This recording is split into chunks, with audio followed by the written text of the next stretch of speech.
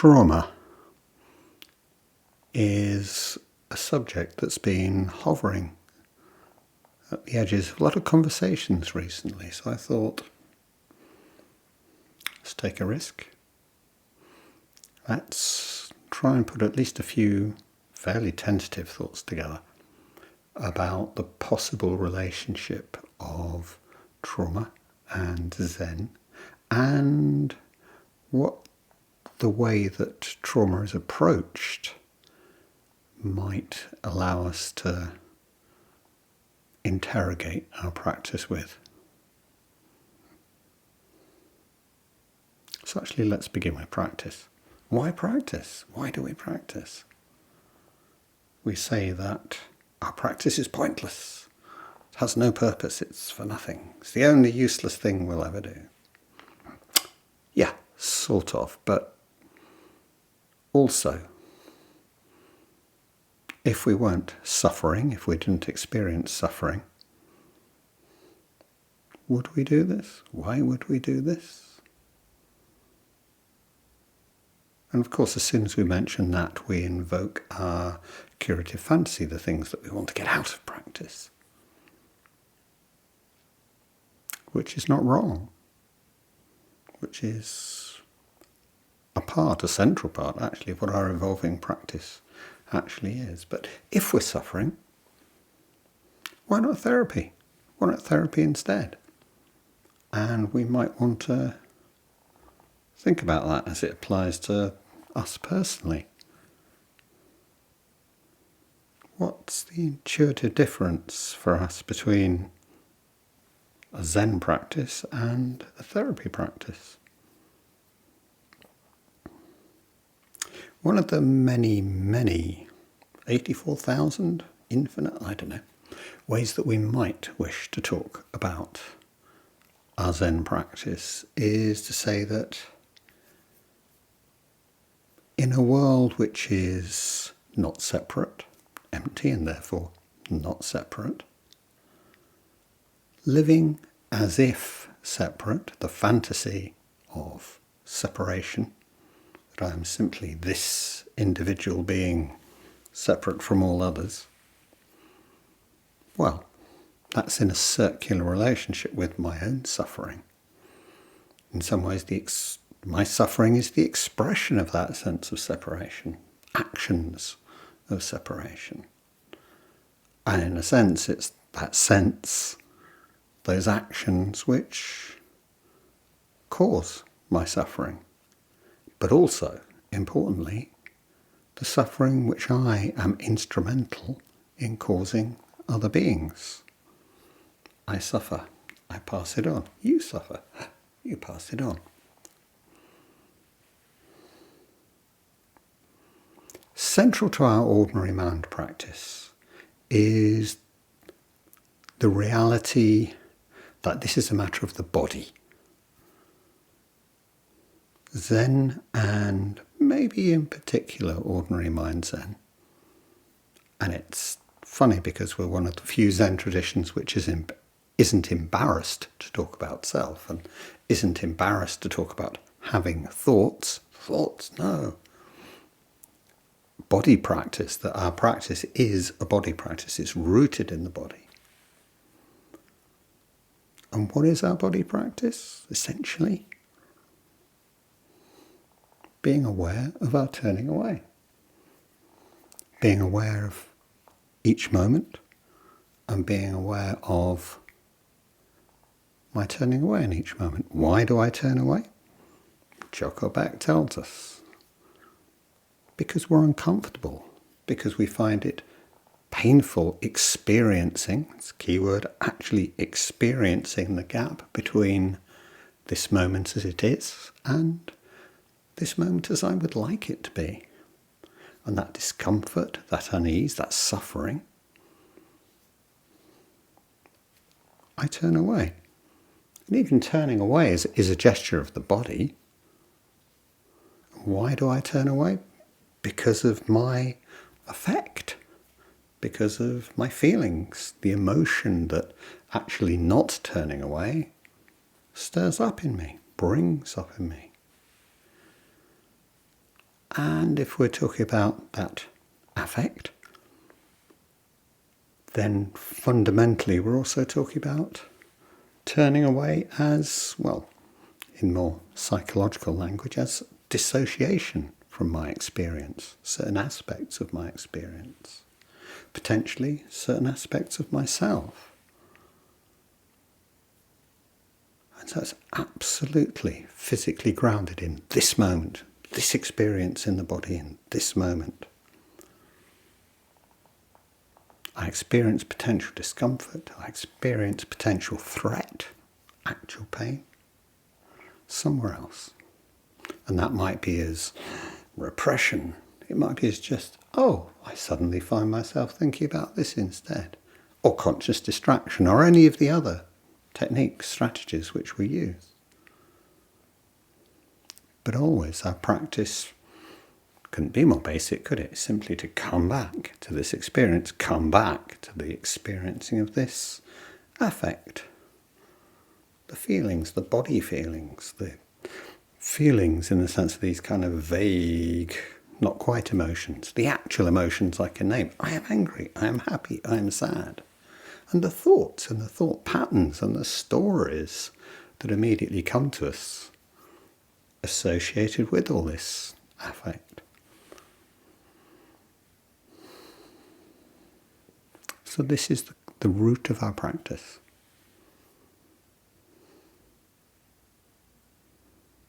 It's really interesting that as soon as we begin to ask about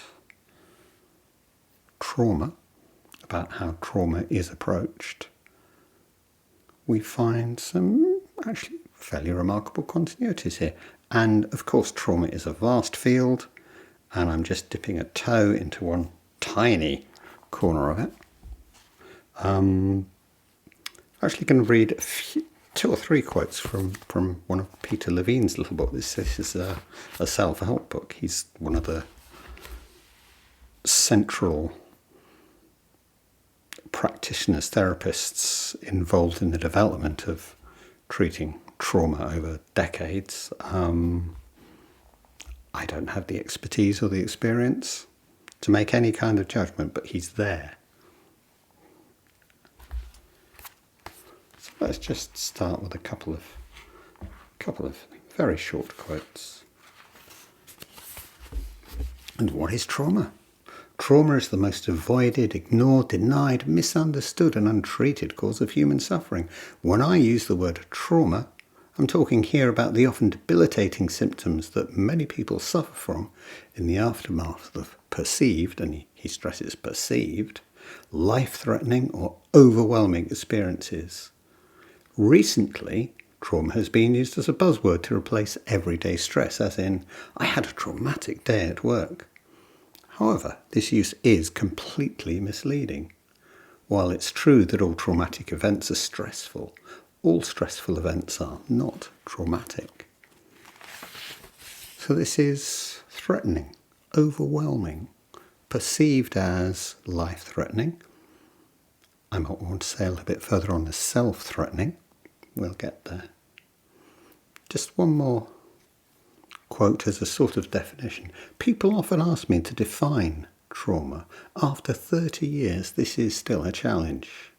What I do know is that we become traumatized when our ability to respond to a perceived, again, stresses perceived threat, is in some way overwhelmed. This inability to adequately respond can impact us in obvious ways, as well as ways that are subtle. Trauma can, in fact, impact us in ways that don't show up for years. So what's important for us here? Threat to life. Overwhelming. In fact, when we come to look at the techniques used to treat this trauma,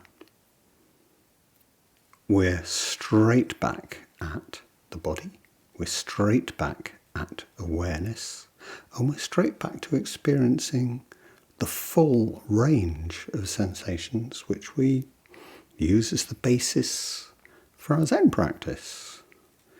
some of the exercises he suggests here are literally to do with awareness of my skin, touch, awareness of my muscle mass, awareness of the emotional connection between aspects of my body, my heart. Again, it's just a lump of flesh. Yeah, but it's also so much more than that in playing its part in our emotional life. An emotional life that we can't really separate from our mental life. So this simple gesture, placing the hand on the heart, or placing the hands on my abdomen, very physical, very directly embodied gestures. And I'm not going to go into any kind of trauma theory, but just that what happens is we end up experiencing events which are so strong, so overwhelming, that they cause different kinds of dissociation, different kinds of turning away. If I feel that my life is threatened, well, we know that animals, the fight or flight, yes, or play dead, collapse, physical reactions. Levine's talking about patterns of, well, effectively affect patterns of stress, unresolved movement within the body, being held, being stored within the body. There's that wonderful Bessel van der Kolk book, The Body Keeps the Score. Yeah, literally the body holds patterns of whatever we want to call it, physical energy. That doesn't really matter, and that's not where I'm going. What we're talking about is fragmentation, dissociation, that it's so threatening to go near the body, to go near the actual experiencing of the body, or memories, or even aspects of myself, that even to begin to look back towards the experiencing that I would be experiencing becomes overwhelming, threatening as itself, just as it was when first experienced, even perhaps more so. And these aspects are significant, and the way that these basic treatment procedures relate to the now, the body, this moment, but relating this moment to a past, what's happening now related to how I got to this moment. And the way that we approach these is through what I'm actually experiencing now. And that's the basis of our practice, simple self-honesty of awareness. What am I actually feeling now? But also, weirdly in this sense, because we're talking about dissociation, what am I not feeling now? Where do I not want to go? What's my body telling me? And again, Levine talks about listen to your body. Yes, actually, let's have a maybe slightly more specific example here. One of our favourite analysts that we talk about, Philip Bromberg, and self states being moving from one self state to another. But the way that he uses trauma, and obviously he's worked as an analyst with huge variety of patients, some of whom you would say, yes, traumatizing experience, some less so. But what he's talking about mostly in his work is developmental trauma, which is trauma acquired when young. And there are obvious causes of trauma, and of course the classic and original one is the war veteran going into overload, overwhelm. They hear a loud noise, but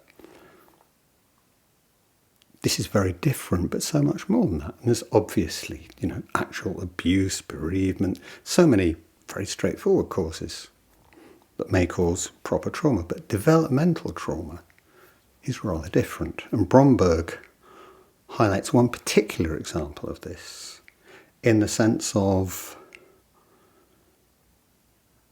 trauma that develops in relationship to the parent-child relationship not forming or being ruptured in the way that it might. Now, go on endlessly about the essence of relationship being mutuality, the actual experiencing of non-separation between human beings, and that the parent-child relationship is absolutely central, crucial example of that. The child, to form an adequate sense of self, has to feel, absolutely has to feel, valuable to their parents. Valuable in the sense of, I know I'm here because I know you're there. I know you're there because you give me pleasure. And I can see me giving you pleasure, the delight that you take in me. How wonderful.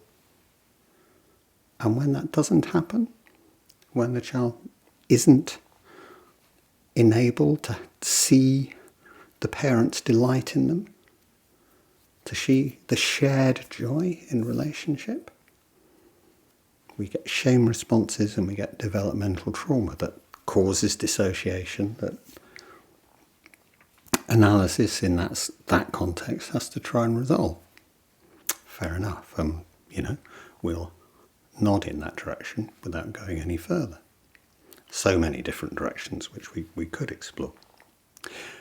But again, I just wanted to bring that back to one of Jocko Beck's ideas, which is the ideas of core belief, which we've explored in a qualified way. This idea that there are certain statements about myself internalized as a child. I am not worth it. I never succeed. Nobody loves me, or whatever. But I just wanted to point this in the direction of, and what does Jocko say about how we recognize these? We recognize these in this moment, in my body. He says, you'll know the one. You'll know the one that's the core belief. It's the one that feels like a gut punch. It's the one that makes you want to vomit. The important connection here is the body. The important connection here is affect, actually feeling what I feel. And again, Levine's pointing, read through this. What's the body telling you? What's doesn't use the word, but actually what's your affect as you're reading this? And I think I'd probably, if I were trying to interrogate Jocko's idea of core beliefs better, and Barry just kind of sidesteps this, I would take it in the direction of Bromberg's notion of developmental trauma during childhood. It's this, what does this affect tell me? Where is it taking me? Because that's another key into beginning to understand, beginning to find a context for experiencing aspects of this developmental trauma. Not one incident, not a catastrophic loss, but just a steady non-recognition. Relationship that just isn't really experienced as mutual.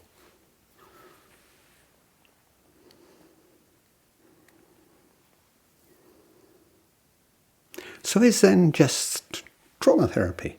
Well, obviously not, because far from all of our experience is to do with trauma anyway. Levine points out, so much which isn't trauma. Trauma is just one aspect that's important. Maybe we will experience developmental trauma to some degree. Maybe the huge variety of life circumstances we find ourselves in mean that we have various traces of trauma. Maybe it would be useful to see a therapist help us. That's a particular decision. Zen therapy. Well, Barry likes to make the distinction, which I think is good as far as it goes, can be over-egged, between psychoanalysis and psychotherapy in this respect, and you've only got to give his account of this for most psychotherapists to start jumping up and down wanting to shout, because it's a very particular version. Analysis is obviously rarely to do with one individual symptom, more to do with a sense of wrongness in the world. Sounds a bit like Zen anyway, doesn't it? But it's open-ended. It's not instrumental in the sense of having specific targets, specific goals. It has no specific time frame. And of course, Barry's wanting to contrast that with the kind of therapy like CBT, cognitive behavioural therapy. You do 6 sessions, we will address these symptoms, I will give you the following 3 strategies, and we'll see how that goes. Does that change your life? Very strong distinction. On one, we're treating the whole, on another, we're treating a symptom. So obviously that kind of distinction might apply. But actually, let's go right back to things that Levine says right at the start of this book. In virtually every spiritual tradition, suffering is seen as a doorway to awakening. The transformative power of suffering finds perhaps its clearest expression in the 4 noble truths espoused by the Buddha. Though suffering and trauma are not identical, the Buddha's insight into the nature of suffering can provide a powerful mirror for examining the effects of trauma in your life. The Buddha's basic teaching offers guidance for healing our trauma and recovering a sense of wholeness. Goes on, the first truth Buddha taught his disciples is that suffering is part of the human condition. If we simply try to avoid confronting painful experiences, there is no way to begin the healing process. In fact, this denial creates the very conditions that promote and prolong unnecessary suffering.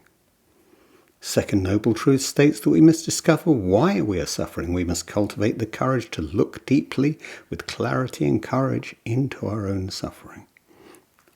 And so on, goes through all the noble truths. Again, right at the end of the book. According to several Buddhist and Taoist traditions, sex, meditation, death and trauma share a common potential. These are the great portals, catalysts for profound surrender and awakening. Unfortunately, most of us are not prepared to take the opportunities offered by these powerful teachers. See, he goes through meditation for him is obviously, one-pointed diamond focusing that takes 20 years of non-stop sitting. So most people can't do that. Our contemporary attitudes to death in their dissociation from and disavowal of the actual experiencing of death, either the death of others or the idea of our own mortality, and so on.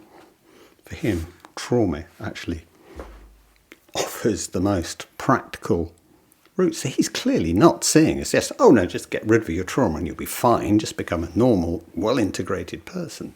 He's seeing trauma as potentially life-changing, opening. So what is it? What is it about Zen which is like therapy but not therapy? Well, and I think this is actually why Zen is like therapy but not therapy, like psychoanalysis but actually not like psychoanalysis at all, because all of these are in essence about the individual. They're about me, about my functioning, about how I am in the world. Which isn't to say that Zen isn't about me, but it's a different sense of, because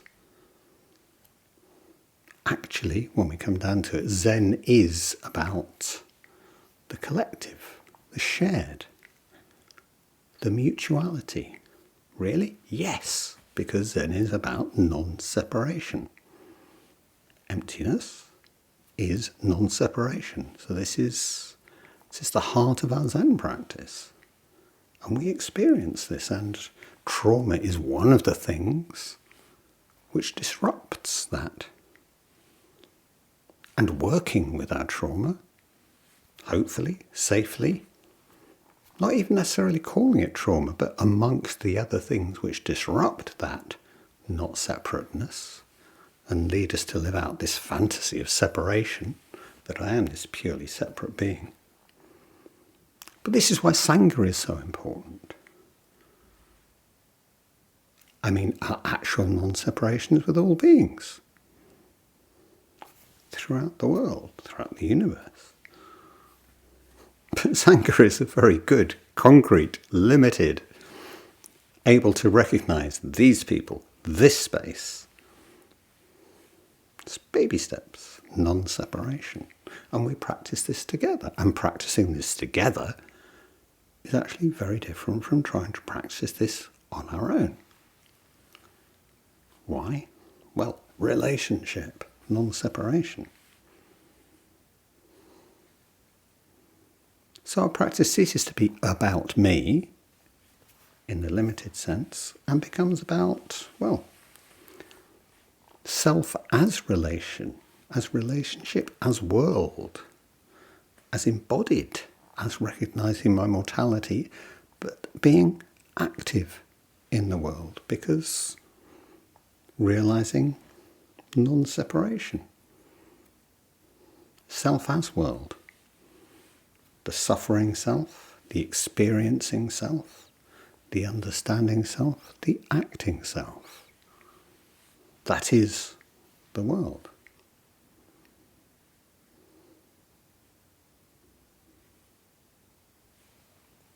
So trauma, absolutely an aspect of our separation,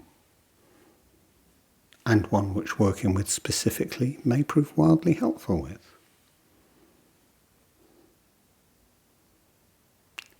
But it's the same work, whatever form it takes for us, however it manifests as us. To experience, to act in this non-separation with the world. Well, let's begin with some sitting, with some zazen. Let's sit.